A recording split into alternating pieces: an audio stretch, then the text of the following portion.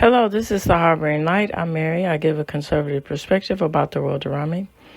And feedback is greatly important. Appreciate all you listeners out there. Please reach out to me. Either email, Substack, X, and of course, fill up those comments on YouTube. List some of the audio platforms, and it'd be greatly appreciated if you give me ratings on that. Spreaker, of course, Spotify. I'm on Pandora, Amazon Music, and I'm looking to grow to where you enjoy your podcast content. I'm on that, and of course YouTube. Greatly appreciated. All right, so this episode is centers around Super Tuesday, the origin and everything else. Give my thoughts, perspectives, and also my thoughts about voting. Here we go. And this launches, to add on to this launches the month of November. And so I'm going to do different things this month instead of primarily focusing on the big ticket item, which is Thanksgiving. I'm just going to do different events that go on November particularly, and then the origin of it. And, have it all build up to the big day, Thanksgiving. And have Thanksgiving themed content along with that. All right, here we go.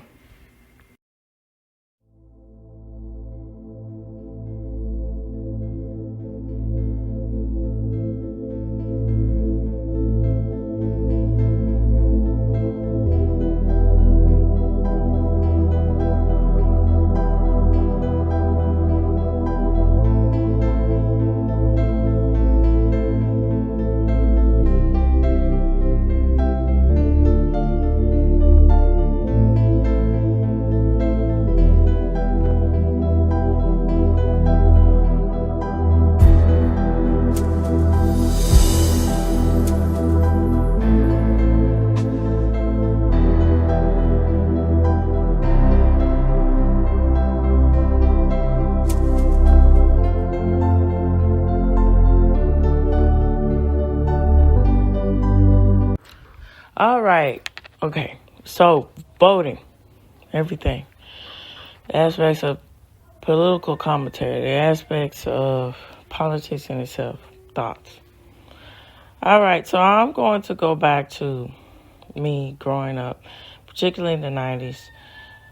Okay. And, the aspects of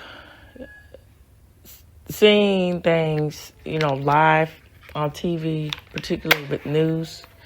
And then, you're a kid, you're like, okay, what? That's kind of weird. And then when it's brought to your attention more and more as you get older, you take a second look.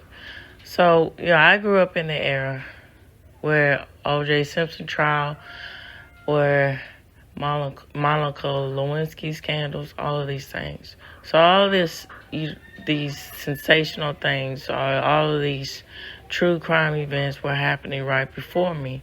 And so let's change the outline and the impact of how people viewed the world around them, particularly with political aspects of things. So my case in point is the aspect about Monica Lewinsky in the Bill Clinton drama with that. And so before then, when all these different women came out and they said the evidence of him doing these things of being, corrupt as far as the mistructs with the sexual aspects of conduct, with his escapades. And it's funny, with Epstein and then specifically with Diddy, how it's rumored and how there's, theories that people who are endorsing Kamala Harris, maybe they have ties to being on the P. Diddy tapes. And so what is my point for bringing all this up? So,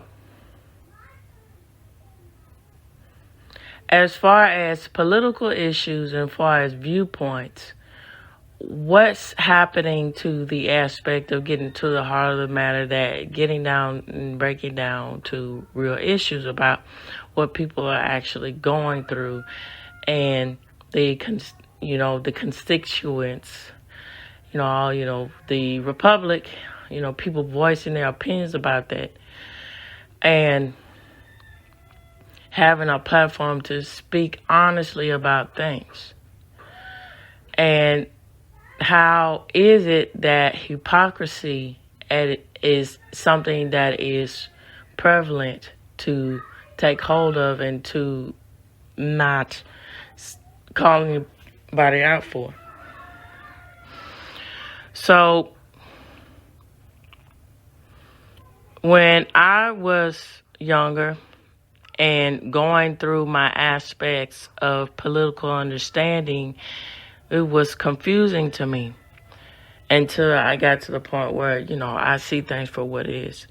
So I had mentioned this before, but I'm going to rehash this again about the emphasis of how important this is. And I think about, going in about the political structure of voting and, all of that. So when I was 17 years old, it was a really profound moment for me. It was a substitute teacher. She said, very proudly and very confident in saying that I am Republican. And she said that I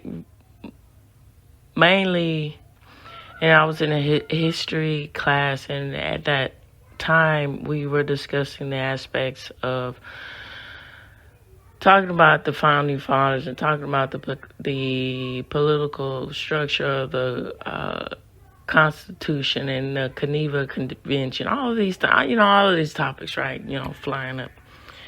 And so it, is something that just a happenstance thing that came into the conversation. And so, she happened to be black and she happened to be a woman. And she said that I follow with this political party because you are with hard work. It doesn't matter about, how you look on the outside. It just matters what your merit is for the most part. You on the political side of that. And she wanted to be on the right side of that. And that's incredible. And so, I don't know, it's this weird thing. And it's unfortunate. For the Democratic structure, they attach their sides with I know it's obvious, that, they're the people of the uproot of the downtrodden. And unfortunately, most of these things, these ideals, are focusing on particular minority groups, particularly with blacks, Hispanics, and stuff like this, right? And so when Obama came into office, it's one of those things where naively, me and, I'm not the only one, you felt a sense of real satisfaction and pride. Now, I saw this as a pivotal point that you can't say anymore that your race is what holds you back because, Obama. But, he just proved it's disappointing. And, I started seeing things for what it is when, again, I mentioned this earlier when he said the aspect of putting things into effort with the initiative of the NASA program is something that's not prevalent or that's not productive for society. It's insane to say something like that. And then all these other things, these war tactics, these political bubbles. I mean, not these structural bubbles from the political procedures that they were doing with as far as the debt crisis, as far as the housing bubble, all these things. And so when a man like Trump came into office, I was looking at him. I was like, I don't know what to think. And see, unfortunately, it was one of those things where, me still taking that good faith about legacy media. But when around 2018, I started saying, this is insane. Because it just seemed like it was just this mass hysteria of people going on a bandwagon of just saying things and attacking Trump and uplifting the democratic voice and saying they're on the right side of history, and then everybody who supports Trump or his ideas is on the wrong side of history, without any real evidence of seeing Trump as this villain. It was what are you saying about the heart of the matter about political issues or political structure? Do you actually care about the policy? Do you actually care about where our nation is going as people? And so that more and more said, you know what? You get to a point where you got to draw your hand in the sand and say, where you want to go. And that's why I'd probably say I'm, on the Republican side of everything and have a conservative voice, because at the heart of the matter, it's really important to set, for all these things that are going on in political structure, to set aside differences and get into that aspect of, we might see things differently, but at the policy level of changing our country for the better, can you say you're on that side? And for the most part, Republicans are on that side. Of course, there's bad in every, candidate. Well, what I'm saying, political structure, yeah, that goes without saying. But for the most part, the Republican structure is what reigns true. And you can see this revealing itself time and time again. Even now, it's just laughable, okay, how, particularly on the Democratic side, they can say all these things. Or you're infringing on the rights of the people. You're infringing on our freedoms. You are fascist. You are this. But you notice on the Democratic side, if you want to say something honestly about, anything from COVID, anywhere from, earth, green efforts, if you don't agree with how they see things particularly, they silence you. They don't want you to speak. They don't want you to say anything else. Okay? Why is that? They don't actually believe in freedom. They don't want that. They want to, I'm not the only one that's noticing that. I'm just saying, calling things what it is. They want to break down the structure of freedom, particularly the American aspect of freedom, which is something that is unique because in the origin of the American history of our founding fathers and everything, they made these laws in the effort of understanding we are here on this new soil to create a society that is stripped away from persecution of differences. Now, what does that mean? Differences where you come from a difference of religious ideals, or you come from a difference of race, you come from a difference of class. It does not matter. You can still thrive in this land, this new fertile land, if you put in your merit and your hard work.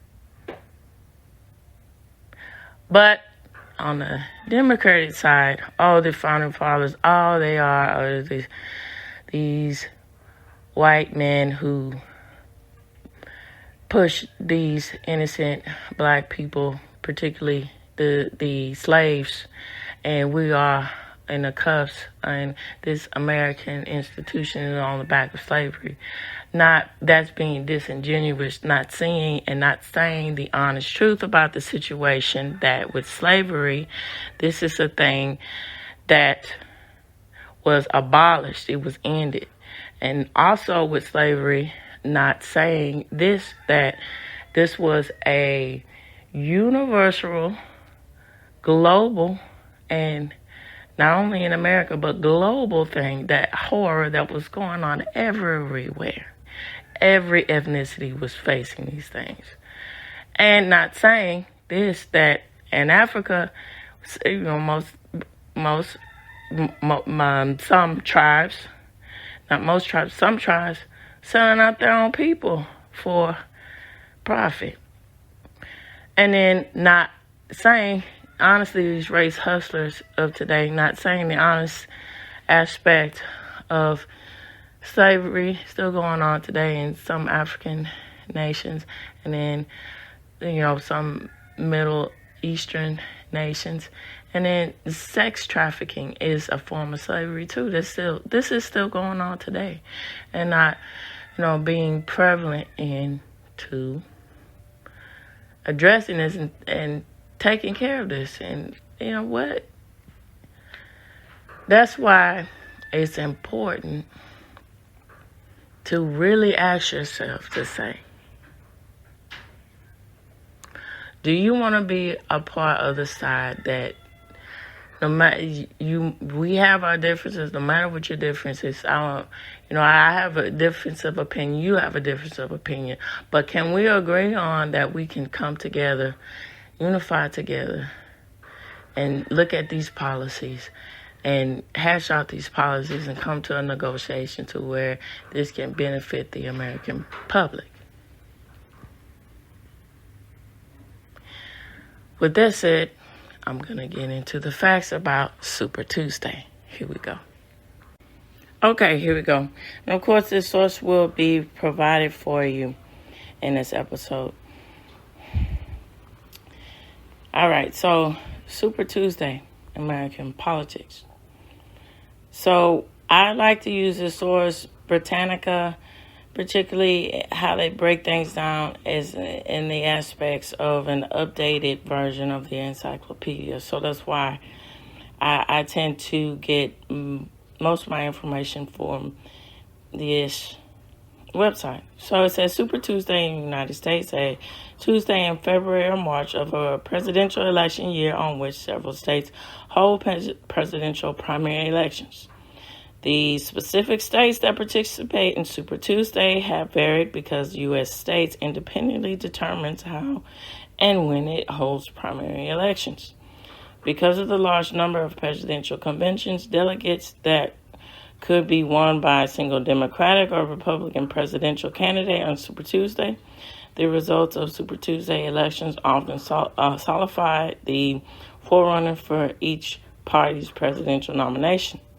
Election and polling experts generally view the electoral results of Super Tuesday as strong indicators of the likely U.S. presidential nominees, owing the usual participants of large and fairly diverse voting populations.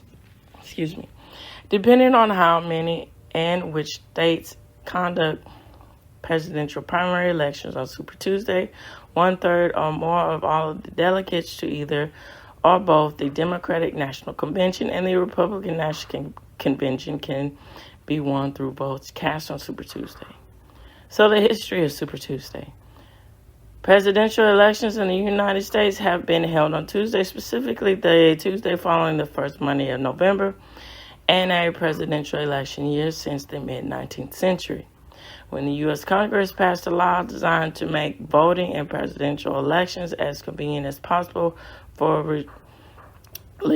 religiously observant citizens and farmers. Among the first primary election days to be designated as Super Tuesday in certain national publications, including the New York Times, was May 25th of 76, when presidential primaries were held in 6 states. The terms Super Tuesday and Super Tuesday subsequently became increasingly common among journalists and political commentators. In the 80s, the phrase Super Tuesday was widely used to refer to primaries held in 3 states, Alabama, Florida, and Georgia, on March 11th.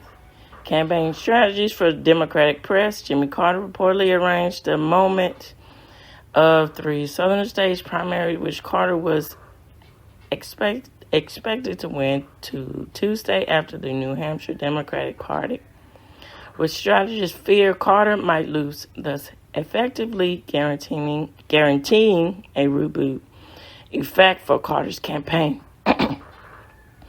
In fact, Carter won the New Hampshire primary and swept ensuing southern primaries, but lost general presidential election to Republican Ronald Reagan.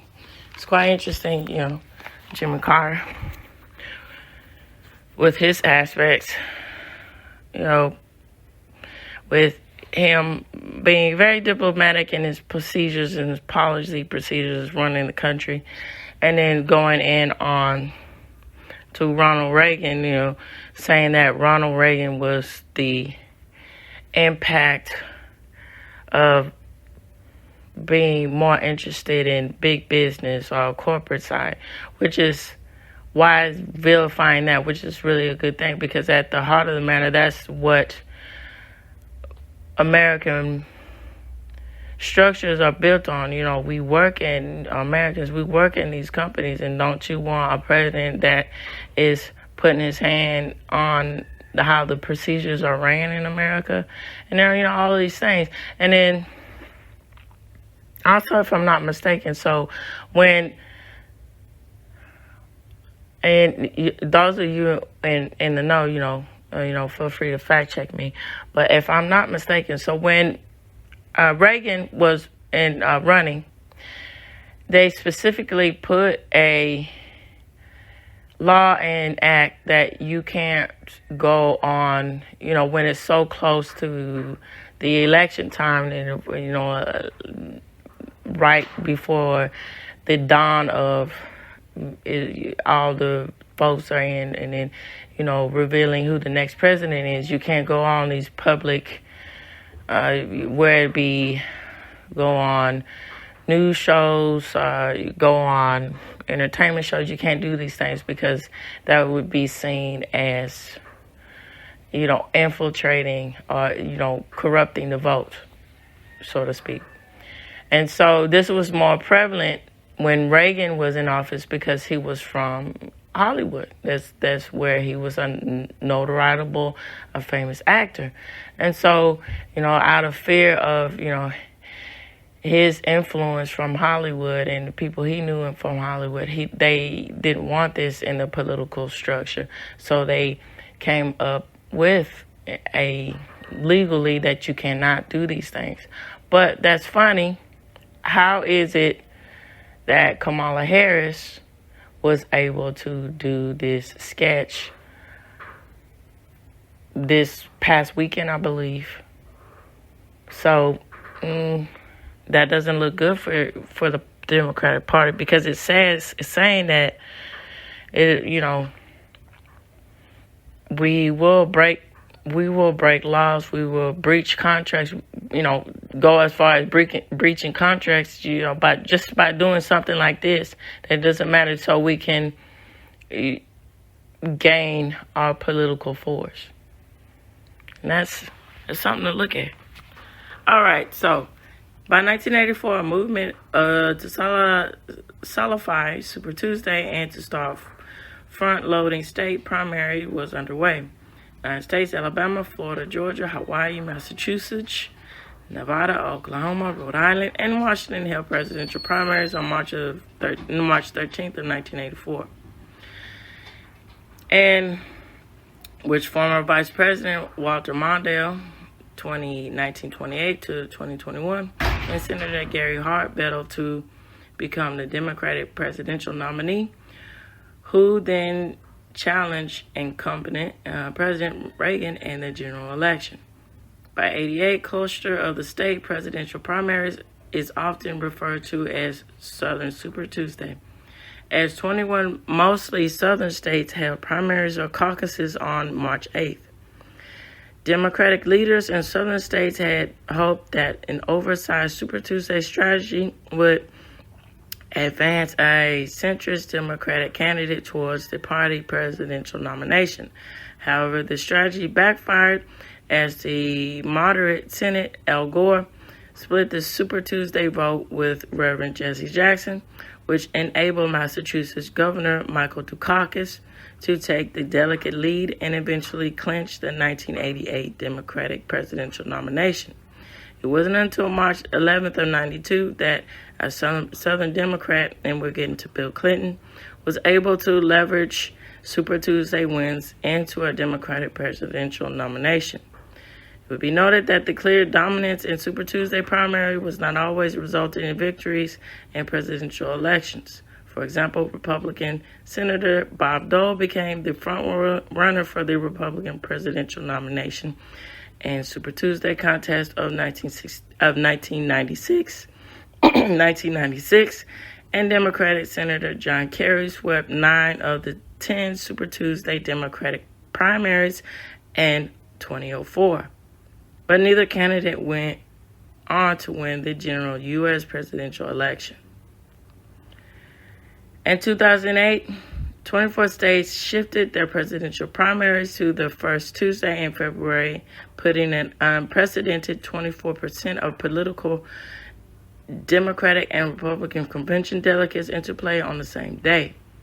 The Super Tuesday resulted in a deadlock race for the Democratic presidential nomination between Illinois Senator, this is Barack Obama, and New York Senator Hillary Clinton, and a divided victory for Arizona Senator John McCain over Massachusetts Governor Mitt Romney for the Republican presidential nomination.